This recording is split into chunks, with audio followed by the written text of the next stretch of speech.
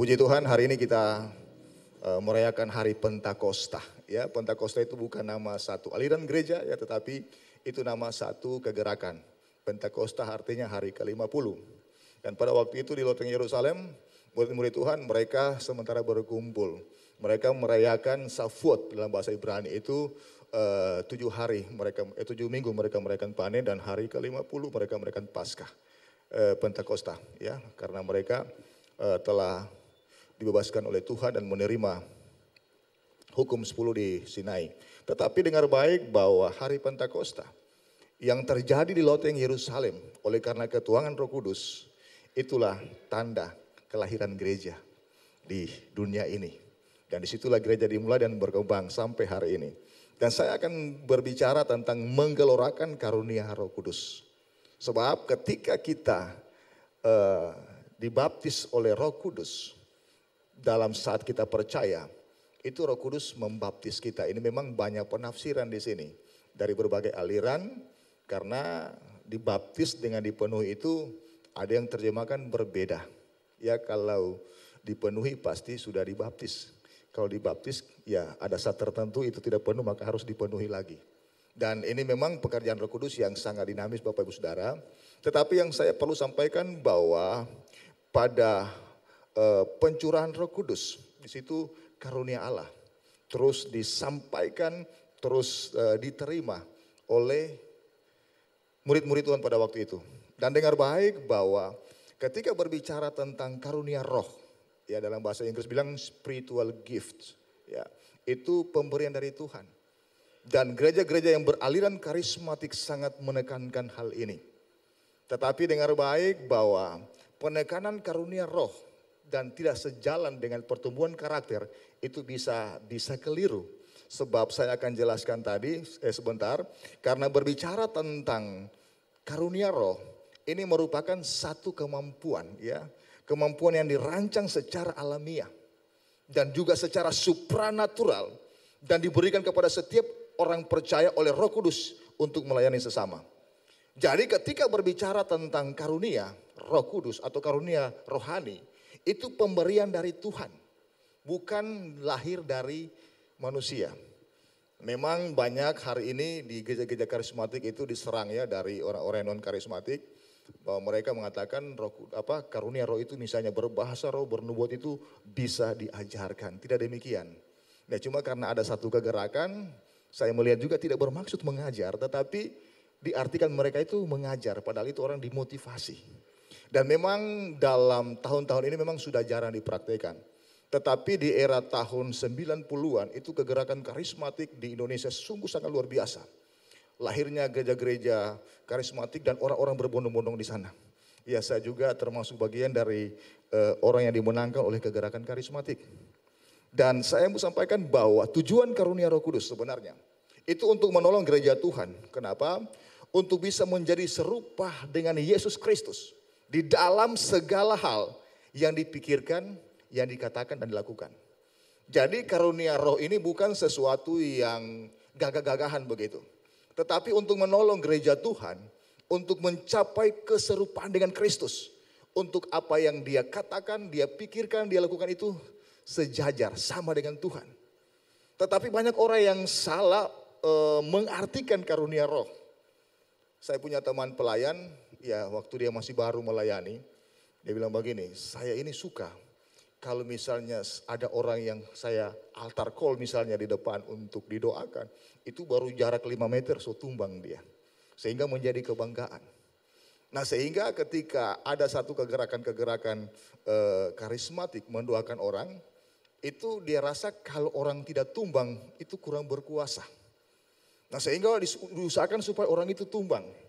Sehingga memang ada yang tumbang betul, ada karena ditolak, ya, ada karena kerebahan, atau dia merebahkan diri sendiri. Dan hal ini memang hari-hari ini sudah jarang. Tetapi gereja-gereja seperti di Afrika saya lihat mempraktekkan. Tetapi di sisi lain itu banyak disusupi oleh hal-hal yang berbau mistis, klinik. Yang itu supaya gereja itu bisa berkembang atau bisa disukai orang. Sehingga orang berpikir bahwa apa yang menjadi karunia roh itu hal-hal yang supranatural semata. Tetapi saya akan sampaikan dengan baik bahwa karunia roh itu apa saja. Nah di sini ada dua bagian sebenarnya. Itu karunia roh itu secara alamiah dan secara supraalami. Atau secara natural dan supranatural. Secara natural apa saja? Nah secara natural karunia roh itu membawa orang untuk melayani, untuk mengajar, menasihati, membagi-bagikan sesuatu, memimpin, menunjukkan kemurahan, memberi tumpangan dan lain-lain. Nah ini yang dimaksudkan dengan karunia roh secara rohani, itu ada ayatnya. Tetapi seringkali orang hanya melihat dari sisi supraalami. Nah karena kenapa? Karena berbicara tentang yang supranatural, itu banyak orang suka. Ya misalnya berkata-kata dengan pengetahuan, marifat. Saya pernah didoakan oleh seorang hamba Tuhan, ya di tempat ini, itu sudah lama, 20-an tahun lalu. Saya itu waktu itu masih guru sekolah minggu. Itu Pak Ruwin Adi Abraham, Bu Gembala, ketua sinode kita. Ini di sini dia datang berdoa. Itu ketika sampai ke saya kaget. Waktu itu saya guru sekolah minggu. Kemudian rencana untuk mundur dari pelayan guru sekolah minggu karena memang banyak pekerjaan lain dan juga saya sudah waktu itu gembala fokus. Nah ketika Pak Ruwin Adi berdoa, dia bisikan. Dia bilang, kamu akan mundur dari suatu pelayanan. Memang dia tidak bilang guru sekolah minggu. Saya kaget, oh dia tahu. Ya. Tapi saya berkata, Roh Kudus bilang bahwa jangan kau mundur. Engkau masih dipakai untuk pekerjaan atau pelayanan yang Tuhan percayakan. Nah dari situ ada teman lain juga yang sama-sama diyakin pada waktu itu. Dia juga bilang, saya dikasih tahu tentang bisnisnya. Kami saling konfirmasi. Dan ternyata bahwa berbicara tentang karunia pengetahuan itu namanya karunia marifat. Itu ada. Apalagi berbicara tentang bahasa roh. Menafsirkan bahasa roh. Nah seringkali juga bahasa roh hari ini itu menjadi bahan ejekan di media sosial. Bahkan termasuk dari kalangan karismatik itu sendiri. Saya melihat bahwa karena mereka tidak mempraktekkan. Itu mereka anggap itu seperti dibuat-buat. Ya saya tidak menghakimi mereka. Entah mereka buat-buat atau tidak itu urusan mereka. Tetapi itu ada. Karena saya mempraktekkan juga. Dan ini menjadi olokan bagi orang-orang tertentu. Ya terutama yang non karismatik. Didukung juga orang karismatik memang yang tidak mempraktekkan, dianggap itu cuma ngarang-ngarang. Misalnya dia bilang, sandal lama, kapan sandal baru? Ya, raba-raba, sini raba sana. Jadi itu seperti menjadi bahan olokan. Saya mau katakan bahwa jangan kita menghujat karunia yang Tuhan berikan kepada seseorang. Kalau memang itu bukan bagian kita, itu tidak masalah. Memang Alkitab berkata bahwa tanda awal orang dibaptis roh, dia berbicara dengan bahasa lain, bahasa baru. Dan memang ada penafsiran lagi bahwa bahasa baru itu bahasa yang dimengerti oleh manusia. Tetapi kalau kita melihat dalam bahasa roh di jemaat di Korintus, itu memang yang tidak bisa dimengerti. Dan memang tujuannya untuk membangun diri sendiri. Ini sesuatu yang perlu kita renungkan supaya kita jangan terjebak di dalam turut mengolok-olokan ya tentang bahasa roh. Nah banyak lagi berbicara tentang karunia yang supraalami, misalnya menyembuhkan, mengadakan mujizat, atau bernubuat, membedakan roh, dan juga menafsirkan bahasa roh. Dan ini memang dikatakan kejarlah. Tetapi ketika kita mengejar tentang karunia Roh Kudus yang supraalami, jangan kita lupa bahwa Tuhan punya berbagai macam cara untuk memberikan karunia kepada kita. Bukan hanya yang bersifat supraalami, tetapi juga yang bersifat alamiah. Tadi saya katakan mengajar, menasihati, memberikan bimbingan, itu berbicara tentang karunia, potensi-potensi ilahi yang kita miliki. Tetapi seringkali bahwa orang mengatakan bahwa karunia roh itu sesuatu yang lebih istimewa, lebih jago begitu kalau dia bisa berbahasa roh. Ya, saya dulu ini ya flashback puluhan tahun lalu, di sini waktu itu saya awali pelayanan guru sekolah minggu dan juga singers. Ya waktu itu kami ya dalam tanda petik dipaksa semua singers atau pelayan altar harus berbahasa roh begitu. Suatu saat ada seorang hamba Tuhan dari Surabaya waktu itu datang di sini. KKR dia altar call, saya maju juga. Dengan keluguan saya untuk meminta supaya diberikan karunia berbahasa roh. Ya cuma dia katakan bicara. Saya bilang Tuhan saya rindu. Saya sebagai seorang worshiper saya bisa berbahasa roh. Ketika dia tumpang tangan saya bilang katakan apa mau dibilang. Katakan apa. Jadi tetapi ada dorongan dari dalam ketika saya itu langsung bahu saya goyang. Bahu saya goyang langsung keluar, lidah saya goyang dan kata-kata itu keluar. dan kita tinggal ikut saja. Saya bersuka cita pada waktu itu. Dan dalam banyak hal, karunia-karunia rohani yang bersifat supranatural, terutama basaro itu hanya membangun diri sendiri, tidak membangun jemaat. Ya memang dikatakan bahwa karunia-karunia yang sifatnya supraalami, terutama basaro itu, ya ada yang katakan orang yang lemah iman, memang ada ayatnya. Tetapi ketika saya mencoba melihat dari berbagai tafsiran dan juga pengalaman pribadi, memang ada saatnya kita lemah iman. Ada saatnya kita tidak kuat. Berarti memang tanda orang berbahasa roh ketika dia lemah iman, bukan ketiadaan iman. Saya pernah punya pengalaman itu di Tentena, dihubungi oleh seorang ibu untuk mendoakan kemanakannya. Yang kerasukan setan itu sudah cukup lama. Dia kalau kerasukan dipegang oleh orang dia melepas. Dan maunya untuk lari cari air untuk berendam begitu. Nah ini ditakutkan karena kalau dia berendam kemudian di bak sampai dia bisa malamisi kan bisa fatal. Dan itu ditahan. Itu sudah sering kali didoakan. Satu saat ketika kami datang, saya waktu itu dengan Anto ya. Anto Tangi Bali, kalau saya tidak salah pada waktu itu sudah jam 12-an. Itu berdoa, sudah 3 jam. Saya sudah capek, sudah mengantuk. Dan anak ini belum, dia gadisnya umur sekitar 23 pada waktu itu. Belum bebas. Kemudian saya bilang, kalau mau pulang ini malu. Masa pendeta mendoakan orang yang kerasukan tidak bisa. Nah di situ saya keluar sebentar saya berdoa. Dalam doa itu kemudian saya tergerak untuk berdoa dalam roh, berbahasa roh. Saya bilang Tuhan, ya kuatkan iman saya. Dan singkat cerita saya masuk dia belum bermanifestasi. Ketika anak gadis ini mulai dia seperti dia matanya mendelik. Dia kesurupan lagi. Saya langsung bilang, kamu dari mana? Ya, dia langsung kaget. Langsung dia bilang, dari Kasiguncu. Ya tahu kalau Kasiguncu ya. Kemudian saya tanya, ada apa dengan Kasiguncu? Saya keluar lagi.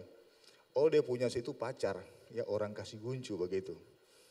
Saya langsung berpikir, jangan-jangan ini orang bekeng ya kalau orang Manado bilang.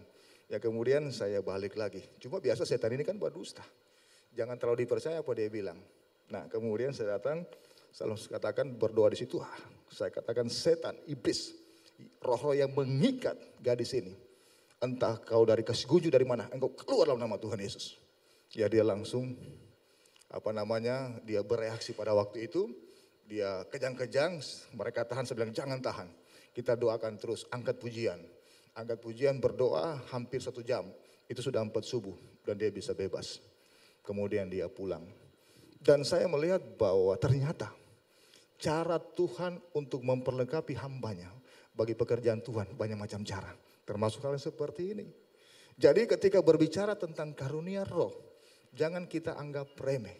Ya, tetapi jangan juga kita merasa bahwa karunia yang supranatural itu lebih dahsyat, lebih hebat daripada karunia yang alami tadi. Itu sama, sejajar. Entah dia yang supraalami ataupun juga dia yang alamiah, itu sama. Itu Tuhan sementara memakai kita untuk pekerjaan Tuhan, untuk hormat kemuliaan nama Tuhan. Nah, kemudian kembali kepada judul di atas, menggelorakan karunia roh. Bagaimana kita menggelorakan karunia roh yang Tuhan percayakan kepada kita. Entah itu yang supranatural yang seperti saya katakan tadi. Ataupun juga dia yang alamiah, yang natural seperti menasihati, mengajar. Ataupun juga bermain musik seperti ini, menjadi singer WL. Itu harus bergelora, jangan sampai padam. Nanti pada yang keempat saya akan berbicara tentang mengobarkan karunia roh yang padam. Tetapi hari ini saya mau sampaikan bahwa ketika kita menggelorakan karunia roh, yang pertama dengar baik bahwa karunia dan karakter itu harus bertumbuh bersama. Saya ulang, berbicara tentang menggelorakan karunia roh dan karakter itu harus tumbuh bersama. Ini yang harus kita perhatikan. Sebab jangan sampai nanti kita mengejar karunia roh, tetapi lupa bahwa karakter itu harus tumbuh juga. Sebab karakter itu lahir dari kita sendiri. Karakter itu yang tumbuh daripada buah roh. Daripada apa yang Roh Kudus kerjakan kemudian tumbuh. Tetapi seringkali orang hanya mengejar yang namanya karunia roh. Nah di dalam satu peristiwa di kitab Korintus pasal yang ketiga, ayat yang pertama sampai dengan ayat yang ketiga, Rasul Paulus berkata begini, dan aku saudara-saudara, pada waktu itu tidak dapat berbicara dengan kamu seperti dengan manusia rohani. tetapi hanya dengan manusia duniawi yang belum dewasa dalam Kristus. Susulah yang kuberikan kepadamu bukanlah makanan keras, sebab kamu belum dapat menerimanya. Dan sekarang pun kamu belum dapat menerimanya, karena kamu masih manusia duniawi. Sebab jika di antara kamu ada iri hati dan perselisihan, bukankah hal itu menunjukkan bahwa kamu manusia duniawi dan bahwa kamu hidup secara manusiawi? Dengar baik bahwa ternyata bagaimana kita menggelorakan karunia roh, yang pertama harus karunia dan karakter harus bertumbuh. Dan ternyata bahwa luar biasa. Paulus memberikan satu nasihat kepada orang-orang ada di Korintus. Kenapa? Karena mereka secara karunia mereka tumbuh. Mereka punya banyak potensi di sana. Tetapi secara karakter Paulus bilang mereka belum dewasa. Kenapa? Karena masih ada perselisihan. Masih ada merasa dia lebih hebat daripada yang lain. Masih ada dia yang merasa lebih istimewa daripada yang lain. Dan juga ada kesombongan rohani di antara jemaat-jemaat di Korintus. Bahkan yang lebih dahsyat lagi bahwa masih ada seks bebas terjadi, percabulan. Bahkan yang lebih parah lagi bahwa ada yang tidur dengan istri ayahnya. Itu yang ada di Korintus. Mereka tumbuh secara karunia roh, tetapi mereka lemah dalam karakter. Dan oleh karena itu sangat luar biasa Rasul Paulus memberi gambaran yang sangat puitis, yang sangat baik, bahwa dia memulai dengan karunia di 1 Korintus pasal 12. Kemudian berbicara tentang karakter di 1 Korintus pasal 13. Kemudian berbicara kembali tentang karunia di 1 Korintus pasal 14. Itu bisa dibaca, agak panjang memang. Tetapi prinsip bahwa karunia itu harus bertumbuh.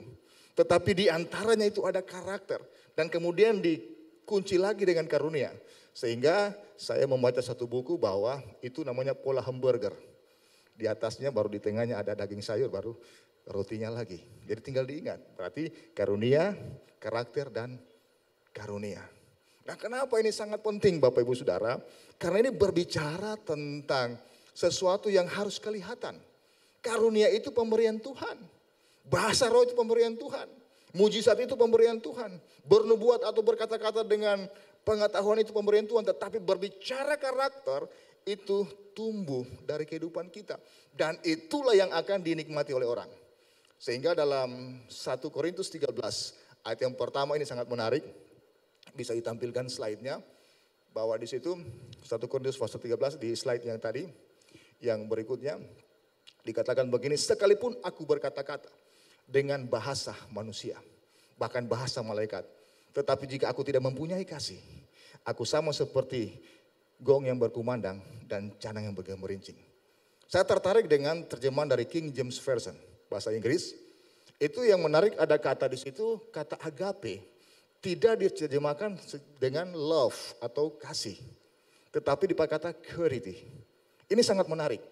Sehingga, though I speak with the tongues of men and of angels and have not charity, I am become a sounding brass or a tinkling cymbal. Jadi situ di dalam 1 Korintus 13 atau dalam kitab 1 Korintus, itu kata agape dari bahasa Yunani tidak diterjemahkan dengan love dalam bahasa Inggris, tapi charity. Kenapa? Karena charity kalau kita cari di kamus bahasa Inggris, itu sama dengan perbuatan amal. Tetapi ini dari bahasa Latin sebenarnya yang berkaitan dengan karakter.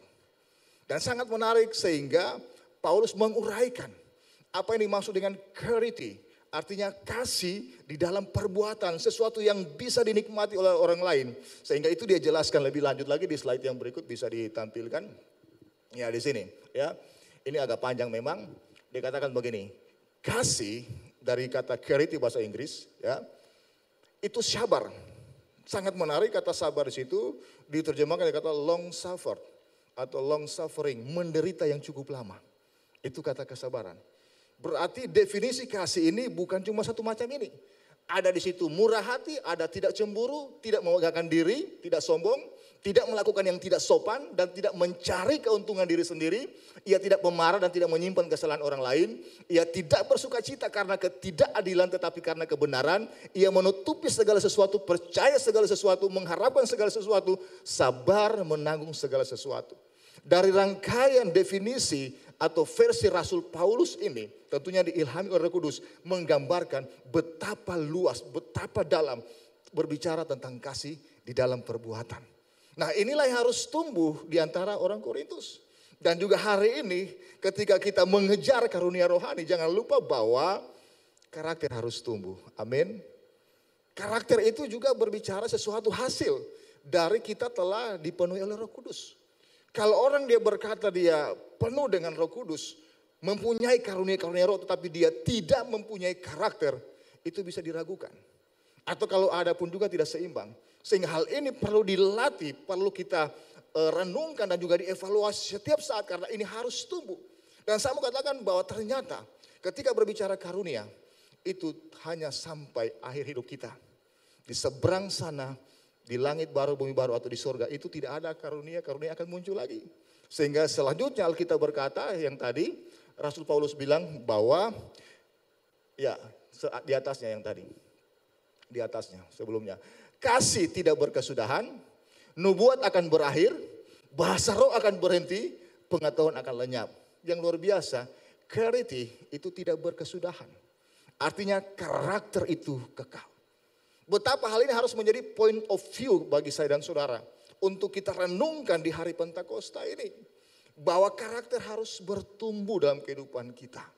Kalau seorang pemercaya ketika dia hanya mengedepankan karunia-karunia rohani, kemudian mengabaikan tentang karakter, itu sangat diragukan. Sehingga Paulus berkata kepada orang-orang yang ada di Korintus bahwa nubuat akan berakhir, bahasa roh akan berhenti. Tetapi karakter, clarity itu tidak berkesudahan. Betapa luar biasa. Kemudian yang berikut. Nah di sini, di slide berikut bahwa perhatikan Stefanus. Stefanus itu dia penuh dengan roh. Dia yang diberikan karunia yang luar biasa. Bahkan karunia iman yang luar biasa. Bahkan dia orang yang bisa menyerahkan tubuhnya sampai mati. Berbicara tentang hidupnya, karunia yang luar biasa dipersembahkan kepada Tuhan. Dan dengar baik bahwa seorang Rasul Stefanus, dia penuh iman dan Roh Kudus. Dia penuh dengan Roh Kudus. Roh jiwa tubuh dikuasai, dikendalikan total oleh Roh Kudus. Sehingga perhatikan saat dia dianiaya, ia tetap beriman dan berdoa. Ini berbicara tentang karunia roh. Tetapi yang paling luar biasa juga, perhatikan, dia punya karakter yang luar biasa. Bahkan ketika dia akan mati, dia berdoa, dia mengampuni dan bersyafaat. Coba kalau kita orang yang tidak diurapi Roh Kudus, muncul kedagingan, orang lempar dengan batu, tunggu. Atau kita orang bilang Tuhan balas jawab dia, tunggu pembalasannya Tuhan. Tetapi Stefanus tidak demikian. Seorang yang penuh dengan Roh Kudus tapi karakternya juga tumbuh. Dan dia berkata, ampunilah mereka. Sama seperti Tuhan Yesus katakan. Ini berbicara tentang karakter. Seseorang yang punya karakter yang tumbuh, dia pasti punya kasih yang dalam. Dia pasti punya satu belas kasihan yang dalam. Sehingga orang yang punya karakter bertumbuh oleh karena dia dipenuhi oleh Roh Kudus. Dia orang yang gampang untuk mengampuni. Dia orang yang gampang untuk mengasihi. Bahkan dia orang yang tidak mudah menyimpan kesalahan orang lain. Seperti Stefanus. Jadi di hari Pentakosta ini mari kita merenungkan. Apakah karunia roh kita tumbuh? Oke, luar biasa. Bakat-bakat kita kembangkan dalam pelayanan. Bahkan dalam berbagai hal. Tetapi jangan lupa karakter juga harus tumbuh. Sehingga Paulus bilang bahwa kita harus mengejar yang utama. Tapi yang lebih utama itu berbicara karakter. Dan hal ini harus tumbuh bersama karunia juga. Itu yang pertama. Yang kedua, di bagian yang kedua, ya kita melihat di 1 Korintus pasal yang 2 Korintus pasal yang kedua, ayat yang ke-21 dan 22 berkata demikian. Sebab dia yang telah meneguhkan kami bersama-sama dengan kamu dalam Kristus adalah Allah yang telah mengurapi, memeteraikan tanda miliknya atas kita, dan yang memberikan Roh Kudus di dalam hati kita sebagai jaminan dari semua yang telah disediakan untuk kita. Nah yang kedua, berbicara bagaimana menggelorakan karunia roh. Yang kedua, berada dalam pengurapan roh. Ya, jangan anggap remeh berbicara tentang pengurapan. Oleh karena itu saya bersyukur tumbuh di gereja ini, itu saya praktikkan dalam pengembalaan saya. Setiap bulan minggu awal itu harus ada doa pengurapan minyak. Memang minyak itu hanya sarana. Tetapi di situ kita meminta kekuatan dari Tuhan. Sebab tanpa kekuatan Roh Kudus kita tidak akan bisa kuat, penuh hikmat, berbagai macam tantangan kita hadapi di dalam pelayanan. Nah, sehingga hal ini yang perlu kita renungkan bahwa bagaimana kita menggelorakan karunia rohani, kita harus berada di dalam pengurapan roh. Sehingga kita akan diberdayakan. Perhatikan dalam tokoh perjanjian lama. Seorang Daud, coba lihat di 1 Samuel pasal 16 ayat yang ke-13. 1 Samuel pasal yang ke-16 ayat yang ke-13, bisa dibantu saya multimedia. Di sini ya. Samuel mengambil tabung tanduk yang berisi minyak itu dan mengurapi Daud, ya perhatikan, di tengah-tengah saudara-saudaranya. Sejak hari itu dan seterusnya berkuasalah apa? Roh Tuhan atas Daud, lalu berangkatlah Samuel menuju Rama. Jadi perhatikan, ketika Samuel mengurapi Daud, Alkitab berkata, mulai saat itu Roh Tuhan berkuasa atas Daud. Sangat luar biasa. Oleh karena Roh Tuhan berkuasa atas Daud, ketika dia berhadapan dengan Goliat, dia tidak takut. Dan ini sesuatu yang perlu kita renungkan, bahwa berbicara tentang pengurapan itu kita butuh. Itu bukan sesuatu yang sifatnya klinik atau mistis. Banyak orang-orang yang mengabaikan hal ini. Tetapi jangan juga kita berpikir bahwa hal ini karena mistisnya kita mengabaikan sesuatu karakter yang harus lahir dari kehidupan kita. Saya pernah ada di satu gereja itu di Jakarta, di satu kompleks ruko. Itu gerejanya itu seperti stadion di dalam. Saya tidak usah bilang namanya, pasti juga saudara tahu. Itu saya heran ketika beribadah, itu orang-orang masih kurang. Khotbah juga kurang. Tapi ketika membagikan perjamuan kudus dan minyak urapan, itu orang langsung maju. Ada baku rampas, ini sudah lama, saya tidak tahu sekarang bakal masih ada atau enggak. Itu dikumpul, bahkan sampai minyak dimoli di muka. Jadi di depan, didoakan seterusnya, kemudian ada yang kecil-kecil itu dibagi. Itu dibuat ya mungkin seperti ya jimat lah kalau saya mau kata lebih ekstrim. Dan hal ini bisa disalahgunakan. Dengar baik bahwa yang mengurapi kita itu Roh Kudus. Kalaupun pakai minyak itu hanya sarana, hanya sebagai point of contact. Ya, supaya kita sebagai manusia fisik, ya kita rasa ada sesuatu yang melekat. Sehingga kita bisa tumbuh iman kita. Tetapi bukan itu tujuannya. Dan dengar baik bahwa hal ini perlu kita renungkan sehingga kehidupan kita jangan tertuju kepada alat, kepada sarana. Tetapi kepada Roh Kudus yang mengurapi. Dan perhatikan, seorang yang namanya Daud, ketika dia berhadapan dengan Goliat, dia orang yang punya keterampilan. Dia cakap menggunakan alih-alihnya kata bel. Tapi ditambah dengan urapan, betapa luar biasa.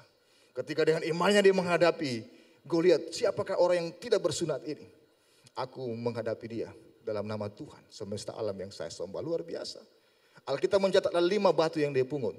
Tapi dengan lemparan yang pertama, banyak penafsir bilang bahwa ketika dia mengarahkan alih-alihnya ke Goliat, itu ada tangan Tuhan, ada malaikat Tuhan yang mengarahkan masuk ke jidat tempat yang terbuka, dari semua yang tertutup. Betapa luar biasa. Dan di sini kita bisa mengambil pengertian bahwa ternyata di dalam karunia yang Tuhan berikan, tentunya karakter harus bertumbuh. Itu berbicara keahlian juga. Keahlian ditambah dengan pengurapan dari Tuhan itu sangat luar biasa. Ada seorang ini sudah lama, bukunya sekarang banyak beredar, saya juga punya bukunya sampai 2-3 di rumah. Luar biasa, dia seorang tukang ledeng, namanya Smith Wigglesworth dari Inggris.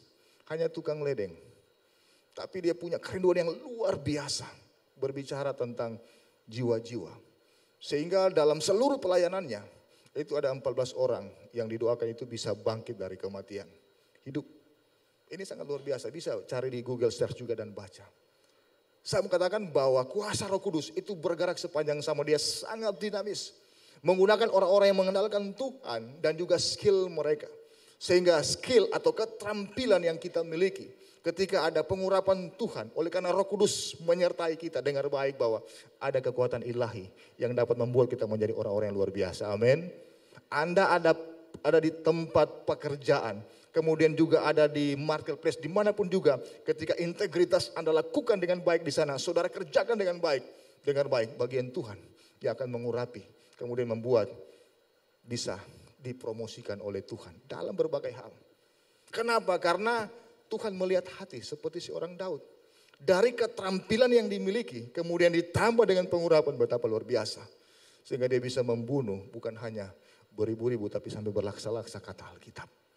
Itu perjuangan Daud. Tetapi marilah saya dan saudara, sebagai umat perjanjian baru pada hari ini, kita punya karunia yang Tuhan berikan. Dengan urapan dari Tuhan, kita bisa melipat kali gandakan. Saudara, ketika menjadi orang percaya, jangan puas menjadi jemaat biasa. Ambil bagian dalam pelayanan. Mungkin pertama bawa jiwa untuk ibadah, kemudian melibatkan diri dalam komunitas gereja. Di tempat ini bagi anak-anak muda itu ada ya, dari untuk ya anak muda, dari remaja, dewasa muda itu ada sarannya. Kenapa? Dalam komunitas itu bisa untuk diberkati, mendapatkan karunia. Oleh karena kenapa? Tuhan dari talenta yang kita asah dipakai oleh Tuhan untuk hormat kemuliaan nama Tuhan. Itu bisa berkembang. Sehingga saudara pun di marketplace akan sangat diberkati dan bisa memberkati orang lain dan nama Tuhan dipermuliakan. Oleh karena itu biarlah di hari Pentakosta ini kita merenungkan bahwa ternyata dengan karunia yang Tuhan beri dalam pengurapan dari Tuhan akan menghasilkan hal-hal yang luar biasa. Banyak orang-orang yang luar biasa di negeri ini seperti Insinyur Ciputra, ya saya baca biografinya. Betapa luar biasa dia bisa membangun real estate yang besar, tetapi dia punya satu hal dalam pelayanan, bagaimana membangun sekolah-sekolah. Dan begitu banyak, dia memberkati. Kita atau semua kita tentunya merindukan bahwa kehidupan kita diberkati. Dan saya percaya di hari Pentakosta ini, ketika kita mengedepankan tentang karakter dan karunia tumbuh bersama, maka kita akan penuh dengan urapan dari Tuhan yang akan memakai kita untuk pelayanan pekerjaan Tuhan yang berdampak bagi orang lain. Amin. Mulai dari pribadi kita, rumah tangga, keluarga, di gereja kita, bahkan dimanapun kita berada. Tuhan Yesus memberkati. Selamat hari Pentakosta.